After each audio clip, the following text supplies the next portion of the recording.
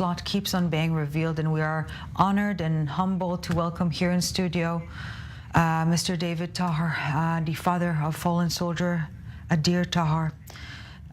David, we're first so sorry for your loss, and we're grateful for you coming here tonight. I will ask you first to tell us about Adir, about his heroic fight on October 7th. First of all, hello. Adir on October 7th, Saturday, was in the army base. Friday night he was on duty until 1 o'clock in the morning, and he actually remained guarding with the soldier who replaced him until 3 in the morning. He remained with him. And later on he went to his room and he spoke to his commander till late in the morning, a young soldier. 4:30 he went to sleep. 5:45 he was woken up while alerts of missiles and of penetration of terrorists. His officer woke him up, and actually they took all the soldiers who were there at the time, they concentrated them at a certain point in order to explain to them that they're supposed to use all their equipment and to come to a certain other point and to go to some sort of defense on the base and also attack. And then obviously the fight began. When did you get the heartbreaking news of him losing his life in battle? I came back from synagogue on Saturday, and I realized there's like half world war going on. And I sent a WhatsApp message to Adir, and I said to him, Adir, I hear a lot of things, just let me know that you're alive, that you're okay. And I see that he received the WhatsApp, but he didn't read it. And a few minutes later, I called him, and then I put on the television, and I realized the terror that was happening over there in that region. And then the WhatsApps began of all the soldiers and all the parents. It started becoming like a wave. Everybody's asking and pressure. And I asked a lot of questions. And actually I realized that no one could communicate with the kids. So we started calling whoever we could to try maybe to even locate the phone, to find out where his phone is. Because his phone sometimes called and sometimes didn't. So until Sunday, actually, morning, I had no contact with Adir and nobody could give me any answers. However, they gave me a phone number of a hospital to call, and every half an hour to ask, to find out whether Adir or his body, if he arrived. And that's actually what I did until Sunday around 7 in the morning. I didn't go to sleep. And on Sunday, I was told to go and to report him as missing. And in the police headquarters, and I submitted the report of missing. And I asked the policeman, my son is a soldier, why do I have to submit what? The army is supposed to know where he is. And I can tell you that the army was in shock, just in shock. And after I submitted the report, I decided on my own will to go back, to go to the hospital. Looking for his son. And I went to the hospital, Barzilai. I can tell you that going from Tel Aviv to the hospital shouldn't take more than 40 minutes. It took me 3.5 hours because the whole time we were stopped and detained.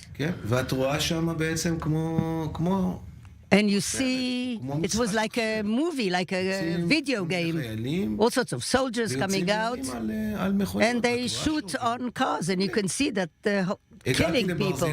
I got to the hospital, and I started looking around and asking. I went to the ER. I said, "Did you see a soldier? This is name Golani trooper." Nobody gave any answers. I even looked at pictures of people who came in a situation that couldn't be identified.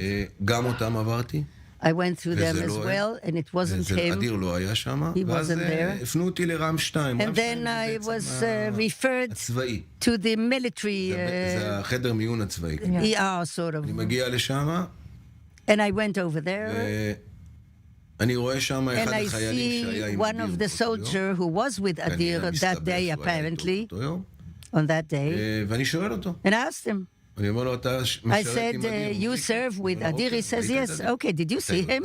Do you know if he's alive or dead?" And apparently it was difficult for him, so he couldn't really utter it. But he said, "Look, I don't know, but I do know that he fought and he's a hero." Wow. Later on, he was taken by officers to interrogate that soldier so that I will not ask him too many questions. And after 3 or 4 hours of interrogation, they took him out. So I asked him again. It was important for me to ask him to understand that he not abducted my son. My greatest fear was that they abducted Adir, my son. From his answers, I understood that Adir is no longer alive. But after 1 hour, after he left, these officers came out and they asked me to go into the room. And there they told me that my son has fallen. For many people or parents, this is where the story ends. But for you, it's only the beginning because you kept on looking for answers. I continued to look for answers because I didn't get them from the army. I cannot tell you if it's because of chaos, or they didn't know the answers, or they didn't want to cause pain. At the moment, I prefer to say it this way, but I can tell you that at a certain point, I stopped believing them. And I just investigated by myself. When I asked, after I was told that he fell, I wanted to see the body. I said, "Okay, if he's dead, where is his body?" And they said to me, in a place called Shura, in a place where they collected all the dead people. It sounded logical to me to go there, and they said, "No, you cannot get in." I said, "If I have to get in with my car, I'm going to get in." And finally, I realized that I'm not going to be allowed to get in, and they couldn't give me an answer. My children were still at home. They wanted to know, and I realized that the boy has fallen. So I went from the hospital to Jerusalem to update my children and Adir's mother. And then the army officers came to sit with me to plan the funeral, and we're talking about Sunday. And they set the funeral for Monday at 4 p.m. And I said, "All right, where is the body?" They talked to me about the funeral, but where's the body? I must see the body. I will not bury him without seeing him. And then they said the body will get to the burial place on Herzl Mount. And I realized here that they lied to me. And on Monday, I waited in the morning. Nobody's talking to me, and I called them. They answered me at noon, and the funeral was supposed to take place at 4, and I realized that there'll be no funeral. And so at 12:30, they said, "Look, things are missing. We still haven't got the confirmation. We have to postpone the funeral." And at that time, there was a funeral of another soldier. So I went to the other ones. And there I saw commanders of the army, and I went to them and said, guys, what's happening with my son? Nobody says. And there actually they gave me a woman, an officer who really helped me, and she connected me with a commander in that place, Shura, where all the bodies were collected, and I asked him to know if he could see my son. Not only did he see my son, I need a proof for my son, because I don't believe anybody anymore. And I can tell you that from some Monday, after that funeral until Tuesday morning, I was still awake from Saturday. And I was on the phone with that commander, and on Tuesday morning, he sent me a message that he found the body, and I asked for proof. So he sent me a junior, his disc, and the dog tag, and he realized I want to see the body, and it was very difficult for him, because he understood that I'm going to see a body with no head. So I asked him questions. I said to him, what's the problem for me to see the body? And he said, look, you should better remember him the way he was. And I insisted, and I did not give up. And I said, look, in any case, I have to see my boy. He is not going to be buried until I see him. I have to touch him. Unfortunately, and fortunately, that's me. That's the kind of father I am. Proud of it. And I am proud. Rightfully so. And then after already this devastating story you're telling us, then Adil was killed again to an extent with the information you got on what happened, on the remains. I can say that actually Adir fought that Shabbat with great courage together with his comrades. They killed quite a few terrorists, barbarous. These are the words, barbaric terrorists. And in order for them to kill Adir, because he was a sniper, and he killed a lot of them, in order for them to continue to control what they could, they threw 3 grenades at Adir and also a rocket, a missile. And only this way they managed to kill him. But they killed Adir when he was old.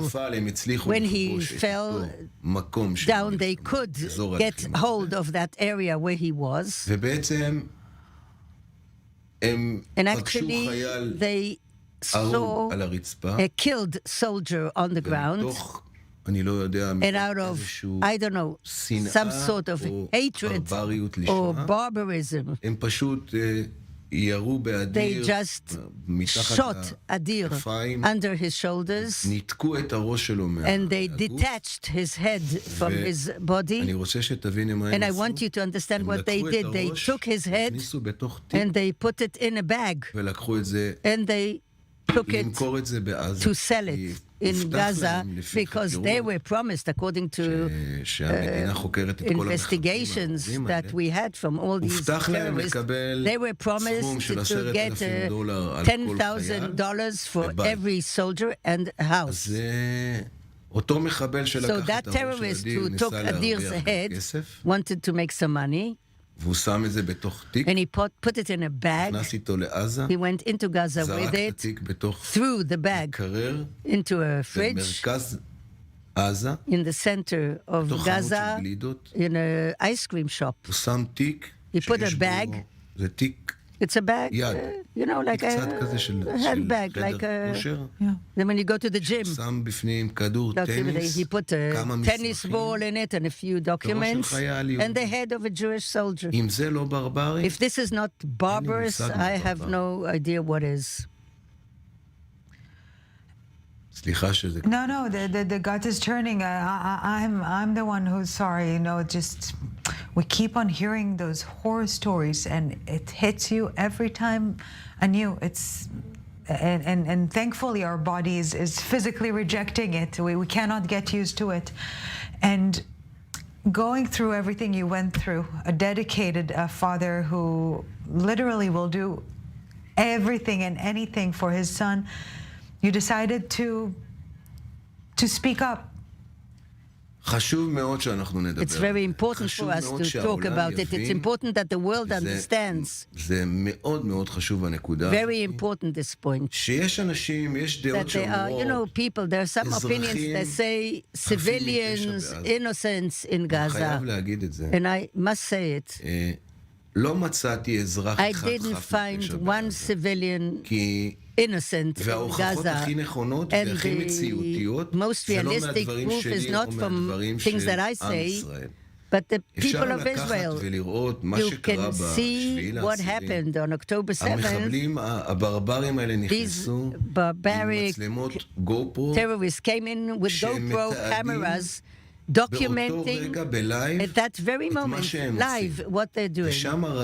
And there we saw elderly people, handicapped, who came to rape and to kill and to murder children and babies and women, and came to loot and to take and to steal.